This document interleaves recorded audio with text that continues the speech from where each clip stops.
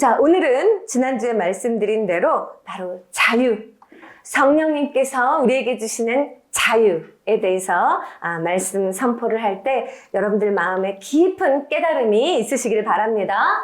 우리에게 주시는 고린도후서 말씀 3장 17절 말씀을 우리 한 목소리로 읽습니다. 우리 세 번역으로 읽습니다. 주님은 영이십니다. 주님의 영이 계신 곳에는 자유가 있습니다. 아멘. 자, 우리 지난주에 임마누엘 예수님에 의해서 하나님께서 우리에게 주고자 하신 그 복이 성취되었다. 자, 기억나시죠? 하나님이 우리와 함께 하신 것, 주님을 가까이 하는 것이 복이라 했는데 하나님이 우리와 함께 계시다. 즉 예수 그리스도께서 우리 가운데 임하신 거예요. 그래서 하나님께 나아갈 수 있는 그 길을 십자가로 열어주셨고 우리로 하여금 하나님을 찬미하는 그의 백성, 상속자, 복의 상속자가 되게 해주셨죠. 예수 그리스도께서 그리 해주셨습니다. 그리고 그 예수님이 승천하시고 우리에게 임하신 성령, 그분은 바로 그 복의 담보가 되신다. 성령께서 우리 안에 계시는 한 우리는 이 복을 반드시 누리게 돼. 이 복을 놓치지 않아요. 그것이 성령이 이 복의 담보가 되신다라는 말의 뜻이에요. 즉, 이 복이 바깥에 어떻게 저기 어딘가에 이렇게 떠돌고 있어서 우리가 그것을 받게 된다는 소리가 아니라 이 복이 심지어 우리 안에 내재화되는 사건이 이루어진 것이죠. 성령에 의해서. 그래서 이것이 제가 지난주에 말씀드렸던 복의 내재화. 복이 여기 안에 있어요. 그리고 우리는 이것을 절대 놓치지 않아요. 성령님이 계시는 한.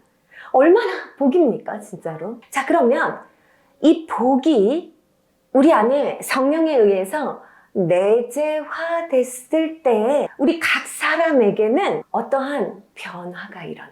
복이 여기 안에 있으니까 그 영향 때문에 각 사람에게는 어떤 현상이 일어납니다. 사도 바울은 바로 오늘 본문에서 이렇게 선포한 것입니다. 주님의 영이 계신 곳에는 자유가 있습니다. 복이 내재화되어서 성령이 내 안에 계셔서 우리 안에 나타나는 현상, 우리 안에 일어나는 것은 바로 무엇이라고요? 자유라는 것입니다. 자유! 우리는 자유를 얻게 되는 것입니다. 여러분 자유하십니까? 네. 여러분 아침에 눈 떠서 거울 보고 딱 아침에 출근할 때마다 나는 자유해. 나는 자유해. 이 자유한 삶 기쁘고 행복하다. 그렇게 느끼세요? 아니죠? 거의 쇠사슬에 목이 매어서 끌려가는 것처럼 가기 싫어. 내가 왜 이렇게 하기 싫은 것을 억지로 해야 하는가? 하기 싫은 거 억지로 하는 게 자유입니까? 아니거든요. 왜 우리 삶에는 자유함과 자유가 주는 기쁨이 없을까? 여러분 궁금하지 않으세요? 오늘은 정말로 주님으로부터 이 자유가 무엇인지를 깨달으시고 자유를 가지시기 바라요. 복에 내재화된 나타나는 특성이 자유래요. 여러분 모두는 자유하셔야 합니다. 자, 자유라는 말의 뜻부터 그러면 우리 하나씩 한번 살펴봅시다. 자유라는 말, 우리말로 저 한자어로는 스스로 자자의 말미암을 유, 그러니까 스스로 말미암다라는 뜻이 되겠죠? 그러니까 풀어서 설명하면 한마디로 외부의 억압이나 강제 없이 스스로 판단하고 행동할 수 있는 상태가 자유예요. 난 그러고 살아요. 여러분들 착각을 하세요. 아니요. 우리들 대부분의 현대인들은 자유롭게 살아가지 못해요. 외부의 억압이나 강제 없이 스스로 판단한다고요, 우리가? 아니요. 우리는 외부의 수도 없이 많은 가치관과 나를 판단하는 말들과 사람들이 하는 생각들과 그리고 이 세상이 흘러가는 그 모양새에 우리는 상당한 많은 영향, 억압을 받습니다. 그리고 그 틀에서 벗어나지 못하는 생각을 하고 살아요. 우리가 무슨 행동을 하고 선택을 한다고요? 그게 우리 자유 선택이라고 생각하십니까? 아니요. 외부에서 유입되고 우리에게 강제돼서 그럴 수밖에 없는 그 안에서 결국 선택한 차선책일 경우가 상당히 많죠. 다 동의하시잖아요. 그렇게 살기 때문에 우리는 무언가에 내가 짓눌려 있는 것 같고 무언가 내가 자유하지 못한 것 같은 그 답답함을 느끼는 거란 말입니다. 이해가 되시죠? 자, 그런데 특별히 우리가 읽은 성경 말씀에서 이 자유라는 단어가 쓰였잖아요. 자, 성경에서 특히 사도 바울이 사용하고 있는 이 자유라는 말, 헬라어로 엘라우테리아라는 말을 쓰는데, 이 자유라는 말은요, 단지 외적인 어떤 속박이 없는 상태라는 표현이기보다 더 궁극적으로 어떤 상태를 표현하는 거냐면 이 내적인 해방을 말해요. 마음이 진짜 자유한 거를 말하는 그런 단어예요. 특별히 그래서 성경에서 자유라는 이 단어는 죄와 사망의 권세, 즉 죄와 악으로 인한 이 죄 때문에 우리는 사망할 수밖에 없는 그 틀에 갇혀 있잖아요. 즉 죄 짓게 하는 이 죄의 권세로부터 우리 마음이 완전히 해방되어 있는 상태를 가르쳐요. 그것이 성경이 말하는 자유입니다. 자, 성경은 우리 인간이 죄의 종이 되어 있다라고 봐요. 이 말이 뭐 어떤 사람들은 아니요, 난 죄의 종이 아닌데요. 나는 옳은 길을 잘 판단하고 정의롭게 살아갑니다 라고 생각하실 수 있지만, 알고 짓는 죄, 모르고 짓는 죄, 내 마음과 생각으로 짓는 죄, 이 세상의 구조 속에서 어쩔 수 없이 내가 함께 걸어가며 짓는 죄, 우리는 죄가 틈타고 있는 그 모든 속에서 어쩔 수 없이 그것에 끌려가고 영향받음으로 죄의 종으로 살아가고 있어요. 예수님 오시기 전에는 특별히 더 심각한 상태였죠. 모두가 다 죄의 종이었어요. 그런 상태에서 오직 진리의 성령님 안에서만 참된 자유를 누릴 수 있는 것입니다 라고 지금 사도 바울은 얘기하고 있는 것이죠. 자, 그러니까 기독교적 관점에서 자유라는 것은 무슨 말이 되는 거냐면, 하나님과의 아주 가까운, 하나님과의 친밀한 관계 안에서 그분의 진리를 따르고 있는 상태예요. 성경이 말하는 자유라는 것. 그래서 본래 우리가 창조된 하나님의 형상대로 살아갈 수 있는, 즉 죄에 물들지 않고 죄의 구속에서 해방된 상태, 하나님의 형상대로 살아갈 수 있는 능력, 그리고 그 은혜, 이것이 성경이 말하는 자유라는 것입니다. 좀 이해가 이제 되고 계시죠? 자, 이런 개념을 여러분이 딱 이렇게 마음속에 기억을 하셔야 돼요. 이것이 자유입니다. 그러니까 만일 우리 크리스찬들이 지금 오늘 아침에도 자유하지가 않아, 왜 이렇게 답답하지? 왜 이렇게 혼란스럽지? 왜 이렇게 뭔가에 내가 끌려가는 것 같은 그런 느낌의 삶을 나는 사는 거지? 이렇게 마음이 답답하시다면 그 말은 지금 당신은 내주하고 계시는 성령님의 그 진리를 온전히 따라 살고 있지 못하기 때문인 거예요. 돈이 없어서가 아니라, 세상에서 무언가 내가 원하는 것을 이루지 못해서가 아니라, 이 세상의 어떤 사회 구조 때문이 아니라, 내 가정 어떤 형편이나 환경 때문이 아니라, 또 여타의 어떤 인간관계의 어떤 굴레 때문이 아니라, 내가 자유함을 느끼지 못하는 이유는 진리로부터 멀어진 내 내면의 상태 때문이라는 거예요.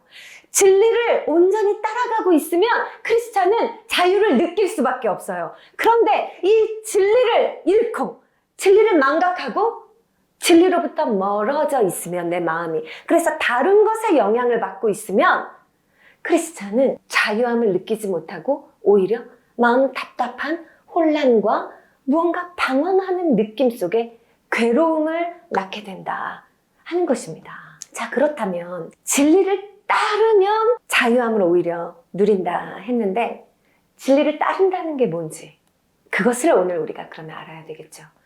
여러분, 진리를 따른다는 것이 어떤 삶입니까? 진리를 따라 사세요. 여러분, 그럼 딱 어떤 생각이 드세요? 뭔가 세상을 차단하고 말씀대로만 막 교회 안에 갇혀서 뭔가 예수님을 위해 막 목숨을 내놓고 옳은 길 따르라, 진리의 길, 막 뭔가 내가 수호하고 막 이런 어떤 강박적인 관념으로 먼저 연상을 하시는데요. 자, 저는 오늘 두 가지 측면에서 진리를 따른다는 것이 어떠한 것인지 여러분들과 함께 이야기를 나누고 싶습니다. 첫 번째는, 진리를 따른다 하는 것은요, 진리의 성령 안에서 새로운 정체성으로 살아가는 것을 말해요. 아예 정체성이 새롭게 변화된 상태로 살아가는 것, 나의 새로운 정체성을 갖는 것이 사실은 내주하시는 그 진리의 성령을 따라 사는 것입니다. 이것이 어떻게 이렇게 되는가? 그것을 한번 설명을 해드리죠. 자, 제가 참 좋아하는 말씀이면서 우리 교회의 모토가 되는 말씀입니다. 요한복음 8장 32절 말씀. 이거는 개역개정으로 제가 말씀을 받았었기 때문에 우리 개역개정으로 같이 읽어보죠. 시작! 진리를 알지니 진리가 너희를 자유롭게 하리라. 아멘. 우리 교회 이름이 이 말씀에서 나왔죠. 처음 이 말씀 받고 개척할 때만 해도 정말 진리로 참 자유를 맛보고 누리며 이 진리 안에서의 자유를 전하는 주님의 제자들을 일으킬 거라는 이 주님이 주신 비전이 이루어질 것 같지 않았어요. 처음에는 와서 진리의 말씀은 갈망들은 하는데 은혜 받고 좀 자유해지는 것 같다가는 일주일 살고 다시 일요일에 나타나면 자유 다 잃어버리고 완전히 억눌린 자의 그 슬픔을 가지고 돌아오는 우리 서로의 얼굴을 사실 지난 세월 동안 봤던 것 같아요. 그래서 진짜 와, 이거 정말 이루어질 일인가? 그런 생각이 가끔씩은 막 시험 들듯이 찾아오곤 했습니다. 그런데 이번에 교회 성전 이전을 이제 계획하고 진행되는 이 과정에서 특별히 우리 지난 세월 동안 양육받았던 우리 교회 리더들, 이 직분자들이 보여준 어떠한 태도와 그 마음가짐과 또한 주의 교회를 위해 정말 자발적으로, 헌신적으로 헌신을 드리려고 하는 우리 직분자들의 모습을 보면서 사실 제가 얼마나 깜짝 놀라고 얼마나 감동을 받았는지 진짜 여러분은 모르실 거예요. 여러분은 이것을 피부로 느끼시는지 모르겠지만 정말 저에게는 지금 이 시점이 주님 약속하셨던 이 진리를 알지니 진리가 너희를 자유케 하리라 이 말씀 그대로 우리 교회를 정말 이렇게 인도하고 계시는 그 은혜의 역사가 저는 느껴지고 있거든요. 여러분들 같이 느끼셨으면 좋겠습니다. 이 말씀, 자, 진리가 너희를 자유롭게 하리라. 이 말씀이 도대체 뭘까? 알 듯도 한데 또 막상 말하려고 그러면 모르겠는 이 말씀 뭘까? 이 진리라는 말이요. 여기서 쓰인 이 진리라는 헬라어 단어 알레데이아라는 단어를 쓰는데요. 뭐 진리 하면 우리말로는 참된 이치 뭐 이런 뜻이지만 저 헬라어 단어에는요. 무언가 감춰졌던 것, 숨겨졌던 것이 드러나다 라는 뜻이 내포되어 있는 단어거든요. 무엇이 감춰져 있었나요? 어떤 감춰진 것이 지금 드러났다 하는 말입니까? 자, 신학자 칼 바르트는 이 진리에 대해서 무엇이라고 표현을 했냐면 하나님 자신이 우리에게 나타나시는 사건이다 라고 표현을 했어요. 자, 여러분 참 교묘하게도 이 세상 가운데서 분명히 진리는 감춰져 있습니다. 감춰져 있던 그것이 드러났을 때 그것을 우리는 진리라고 깨닫게 되는 것이거든요. 이 세상 속에서 하나님은 철저하게 사람들에 의해서 그리고 죄에 의해서 하나님은 가리워져 있었고 감춰진 은혜였어요. 그런데 하나님께서 스스로 진리이신 자기 자신을 계시하고 나타내 주셨죠. 예수 그리스도를 통해서 그리고 성령을 통해서 우리에게 그 진리를 비춰 보이고 나타내시고 계시죠. 바르트는 이 진리라는 것이 무엇이냐? 하나님 자신이 우리에게 나타나시는 사건 자체다. 이렇게 표현을 했고 또 톰 라이트 같은 학자는 하나님 나라의 실제가 드러나는 것, 그것이 진리다라고 말했어요. 하나님 나라를 이끌어 가시는 우리 하나님의 뜻, 우리 하나님의 마음, 우리 하나님의 신념, 우리 하나님의 가치관, 하나님 나라를 통해 드러나는 무엇이든지 우리 하나님의 뜻과 우리 하나님의 마음일 것이라고 보여지는 바로 그것들이 진리예요. 여러분, 이 세상 지금 진리로 말미암아 흘러가고 있습니까? 결단코 전혀 반대길로 가고 있는 거예요. 이 세상은 하나님의 나라와는 반대길로 더욱 열심히 더 전력으로 추구하며 달려가고 있는 가운데 우리 크리스찬들은 어디서 진리를 발견하는가? 하나님의 나라가 이루어지고 있다면 그곳에 진리가 있는 것이에요.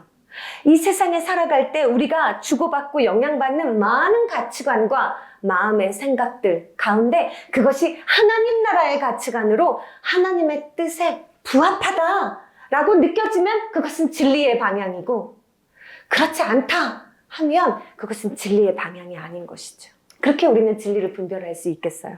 그러니까 진리라는 것은 감추어져 있고 가리워졌으나 드러난 것이에요. 그런데 드러날 때 세상은 또 악한 영은 이것을 가만두지 않죠. 거짓의 영은 이것을 왜곡시키고 다른 베일로 가려버리려고 하거나 구부러뜨리려고 하거나 아니면 무언가 과장되게 꾸며서 이 진리를 자꾸 왜곡시키려고 하는데, 많은 크리스찬들은 또 자칫 그 구부러진 것, 뭔가 왜곡된 것, 뭔가 베일로 덮여져 있는 그 무언가를 진리인가 하고 크리스찬들이 헷갈려 하는 거예요. 하나님의 모습 자체, 하나님의 뜻 자체가 진리인데 그것을 크리스찬들도 잘 모르는 거죠. 그래서 세상이 뭔가 구부러뜨려서 말하고 있는 이야기, 그것이 마치 하나님 나라에 적합한 양 말하는 무언가를 우리 크리스찬들이 더 이게 진리인가? 난 이렇게 살아야 하나? 하고 헷갈리기를 잘하는데요.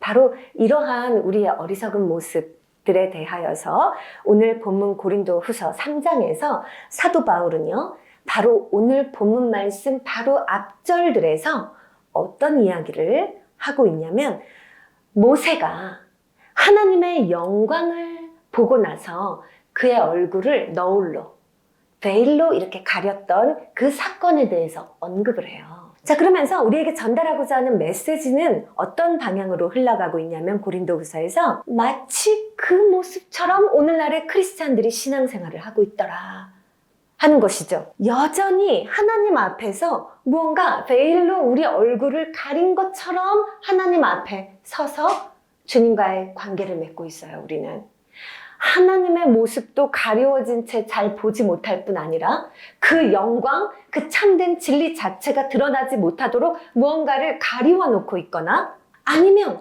거꾸로 우리 자신도 하나님 앞에 내 모습을 있는 그대로 드러내 보이지 못하고 무언가 너울로 우리를 가린 채 꾸며진 모습으로 주 앞에 자꾸 나가려고 해요. 그런데 그렇게 신앙생활을 하면 영원히 자유함을 못 느껴요. 진리에 진짜로 가서 모든 것이 벗겨진 채로, 모든 것이 드러난 그 참 진리 앞에 온전하게 서 있는 모습이 아니거든요. 그러니까 우리는요, 여러분들 안에도 가만히 보세요. 신앙생활을 하면서 우리는 주님께 가까이 나아가고, 그래서 복을 주시는 그 주님 안에 우리 마음의 안식을 누리면서 이 땅에 살면서도 하나님 나라를 살아가는 것처럼 마음 기쁘게, 그리고 참 무언가에 억눌리고 무언가에 억압되고 무언가에 조종당하는 게 아니라 평안해, 참 자유해, 이런 마음으로 우리는 안식하며 살아가야 하는 것이 원래 우리 모습이거든요.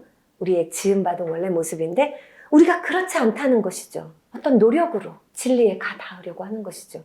무슨 얘기하는지 이해가 좀 되십니까? 네, 각자의 자기의 그 가면, 각자의 자기 노력에 대입을 하면서 생각을 해보시기 바라요. 그러나 예수 그리스도께서 분명히 그 십자가를 통하여 그 너울을 걷어가 주셨거든요. 그래서 우리는 담대하게, 은혜로 주님 앞에 담대하게 나아갈 수 있는 의롭다 하시는 자격을 얻었거든요.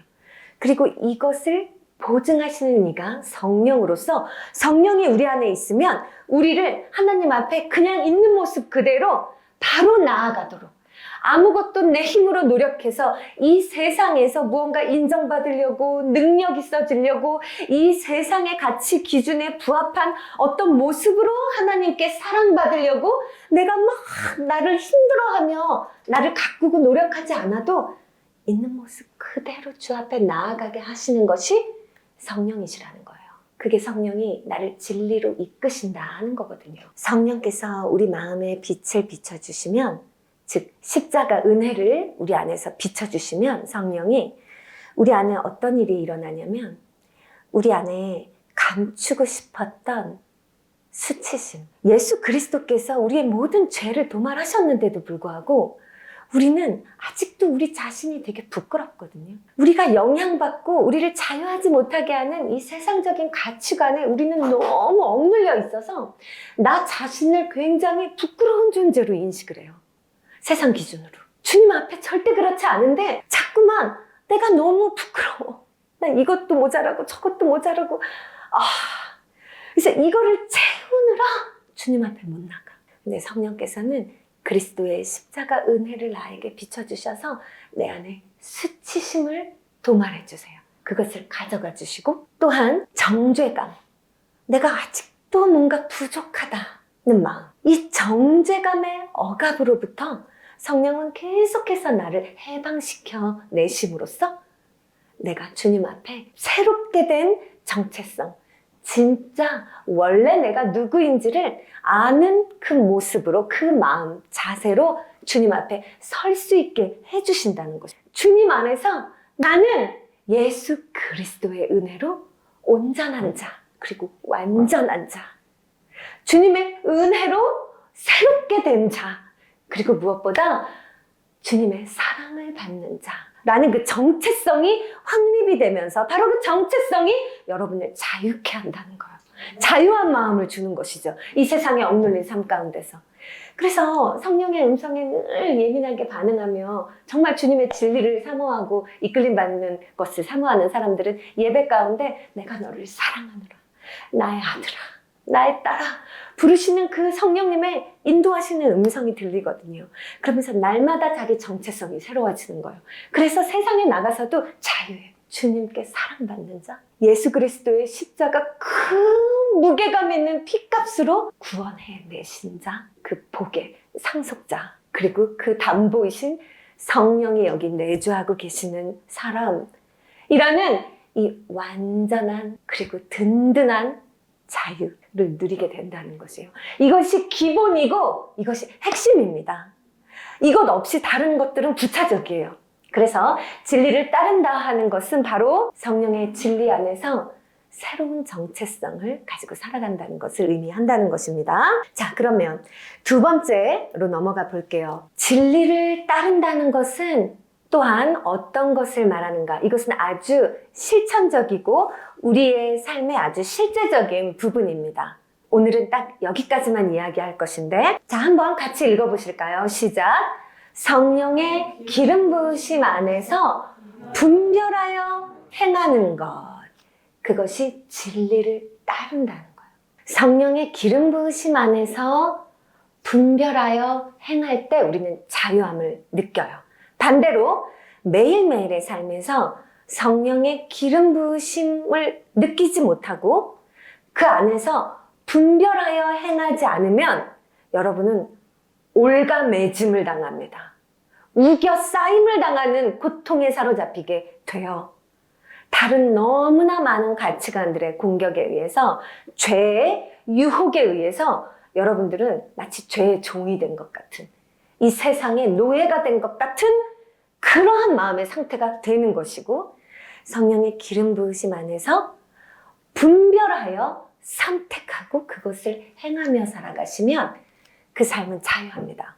자, 이것이 무엇인가? 요한일서 2장 27절 말씀을 통하여서 은혜를 나눌게요.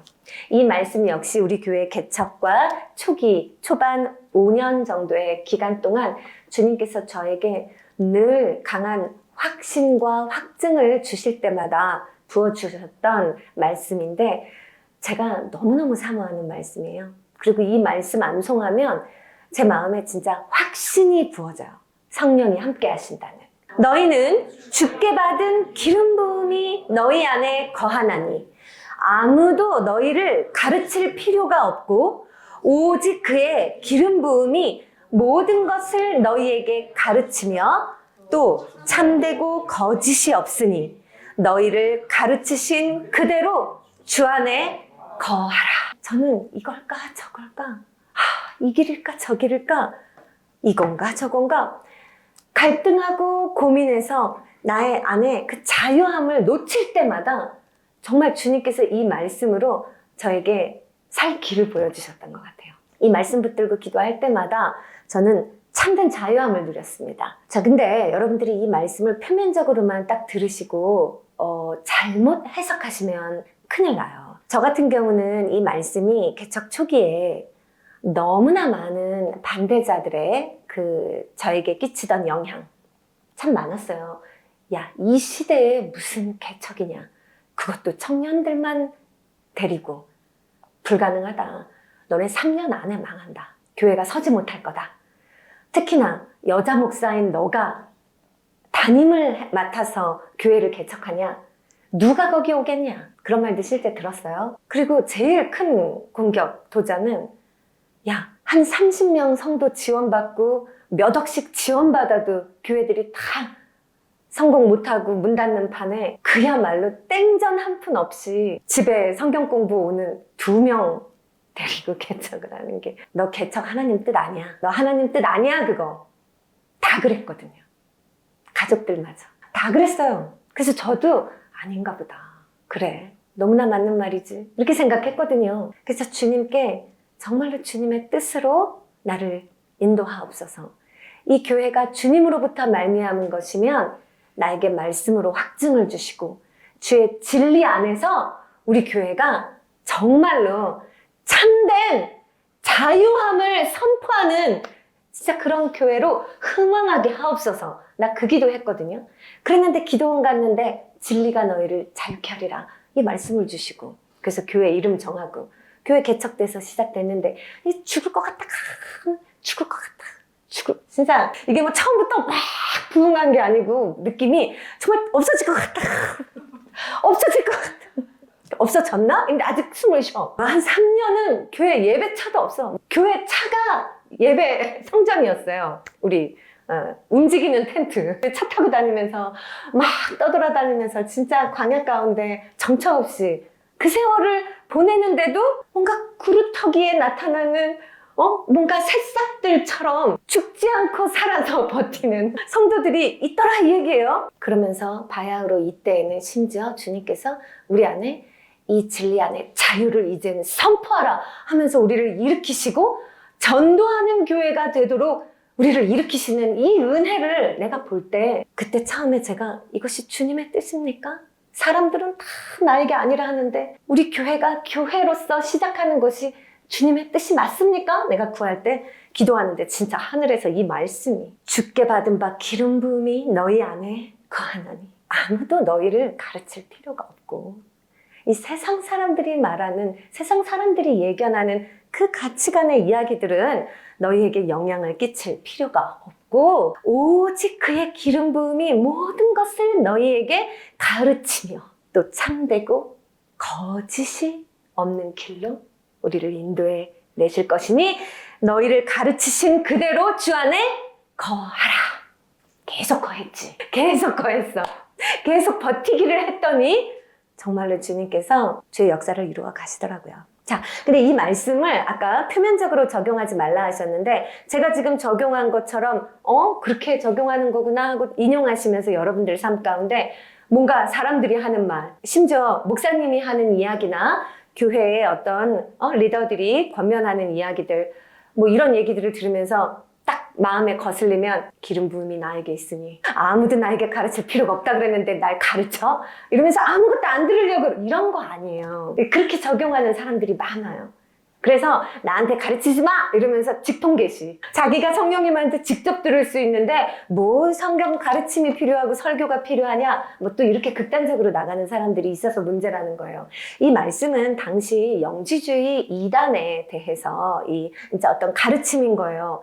진리에 혼란이 되게 많았어요. 그 당시에 특별히 어떤 비밀 지식을 가져야만 비밀 지식을 가진 자들만이 구원을 받는다라는 이 영지주의의 어떠한 그 주장에 대해서 아니 그들이 말하는 그 지식 아니고 무슨 그런 자기들한테만 특별히 비밀로 주어지는 그런 거 있는 거 아니야.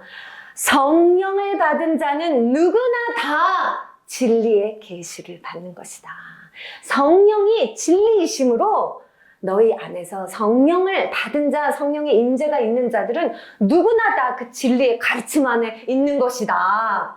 저 영지주의 이단의 얘기 들을 필요 없다. 이 얘기 하시느라 표현을 이렇게 쓰신 것이지 이게 설교 필요 없어 이 얘기가 절대 아닙니다. 그래서 오히려 이 말씀은 어떤 거짓된 세속적인 그리고 이단적인 그런 가르침에 흔들리지 않고 성령 안에서 우리 모두가 진리에 흔들림 없이 거할 수 있음을 강조하는 이제 그런 말씀이 되겠어요. 우리를 참된 진리로 인도해 주신다는 말씀이죠. 그러면 이 말씀에서 주께 받은 바 기름 부음이 너희 안에 있어 라는 말에 이 기름 부음이라는 말이 표현하는 것은 어떤 뜻인가? 요 헬라어 크리스마라는 이 단어를 쓰고 있는데 단순히 어떤 기름 부으심이 있는 어떤 영적인 느낌이나 감정적인 기쁨 뭐 이런 상태를 말하는 그런 단어가 아니라 이것은 아주 실제적인 삶의 순간순간마다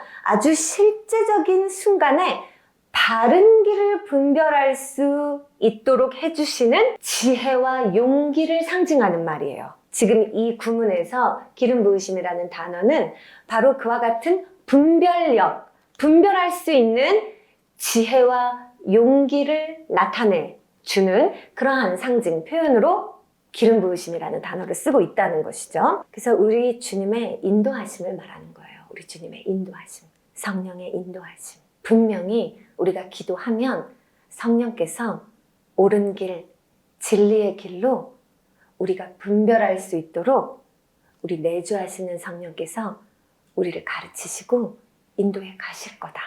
근데 이제 많은 사람들이 성령께서 그래서 내 안에 말씀의 감동으로 막 이렇게 직통계시로 들리기보다 거의 대부분은 말씀을 통하여 진리가 어느 길인지를 나에게 딱 분별을 주시거든요. 그래서 어느 정도 성령과의 관계에 이제 익숙해진 사람들은 그걸 깨달아요.